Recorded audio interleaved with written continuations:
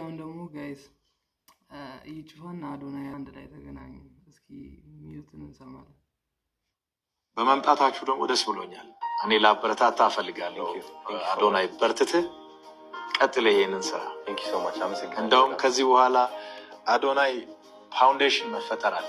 አይገርምህም? ኦኬ አዶናይ ፋውንዴሽን ስትል ማለት ነው ከ3 ዓመት በፊት ካናዳ ያለው ሊቪንግ ሩም አለ አይደለ? ግድግዳዬ ላይ ጽፌያለሁ። ሁሌም እጽፋለሁ መሆን የምፈልገው ነገር።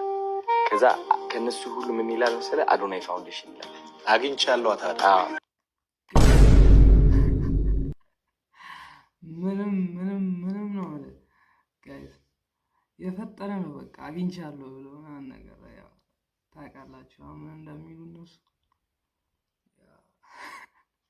እንደዛ ለማለት ያሰበ ይመስለኛል። እዚህ ጋር ጋይስ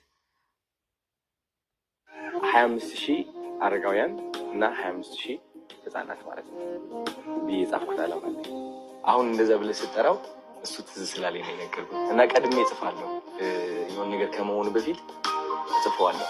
በክርስቶስ ሁሉ ስለሚቻል አዶናይ ፋውንዴሽን መሬት ላይ ሰርተ ታሳያለህ። ተደስ ያልከፈሉ guys, thank you for watching guys. What's up?